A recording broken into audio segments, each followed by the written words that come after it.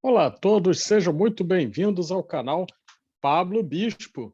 Eu sou Pablo Silva Machado, Bispo dos Santos, e hoje nós iremos falar de um tema que é um tema muito, mas muito importante dentro da epistemologia da educação. E se trata de nada mais, nada menos do que o tema do existencialismo, o qual fundamenta toda uma perspectiva pedagógica, fundamenta toda uma linha de pensadores que vão desde Jean-Paul Sartre a Paulo Freire, de Martin Buber, até pensadores do porte de Friedrich Nietzsche. Então, vamos ver aqui, hoje, nesse vídeo, um pouquinho das decorrências dessa filosofia para a educação brasileira. Mas antes, não podemos deixar de lembrar, por favor, se inscrevam no canal, curtam, compartilhem. Assim vocês nos ajudam a manter o vídeo. E claro, quem quiser, quem se sentir à vontade, quem assim desejar, poderá fazer uma doação. O Pix segue na descrição do vídeo. Começando então, essa que é a nona aula do curso de Epistemologia da Educação, iremos falar desse tema. E o tema, ele possui uma relevância grande na medida em que ele tem a ver com uma filosofia que é um tanto distinta do que poderíamos dizer em relação a uma filosofia essencialista ou racionalista. Vários são os autores das correntes do existencialismo, e o existencialismo adquire esse nome por uma razão. Ele parte do princípio de que a essência somente pode existir posteriormente à existência. O que é isso? O que eu estou querendo dizer com isso? Estou querendo dizer que se toda uma linhagem de filósofos parte do princípio de que há um ser primordial e que esse ser primordial, parafraseando Aristóteles, seria a causa primeira de todas as coisas, ou seria a origem do mundo natural, das ideias e do homem, na perspectiva existencialista, isso é um tanto diferente. Este ser primordial vai ser absolutamente suprimido. Ao invés de uma teleologia das coisas, ou seja, a ideia de que existe uma finalidade para o universo, de que existe um sentido encadeado nas ocorrências do mundo natural e social, o existencialismo vai propor que isso não existe e que a existência, o eterno presente, ela se justifica por si. É uma premissa bastante ousada, é uma premissa que vai realmente trazer para nós uma série de decorrências importantes. O que se convencionou chamar de existencialismo é, então, uma corrente filosófica que valoriza muito mais o agora e o devir do que o ser primordial ou a eternidade desse ser. Muito mais até do que a razão. O existencialismo vai permitir, por exemplo, que um filósofo como Martin Buber, que foi um dos grandes influenciadores de Paulo Freire, vai dizer que o homem somente se constitui com o outro. O homem só se percebe como homem a partir do diálogo. E esse diálogo é que é o ser.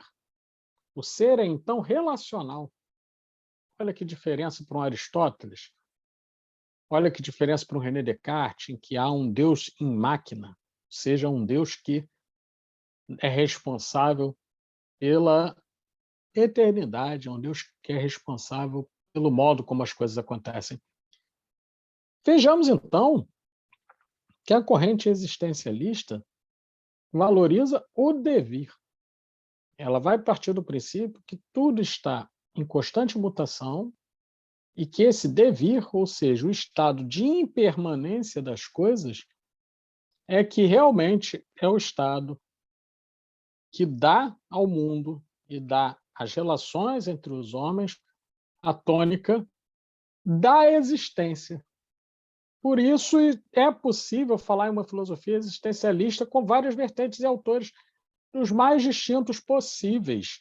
É por isso que nós vamos ver, então, que autores como Friedrich Nietzsche, autores como Jean-Paul Sartre, que vai, inclusive, escrever um livro que é a expressão do existencialismo francês, chamado O Ser e o Nada,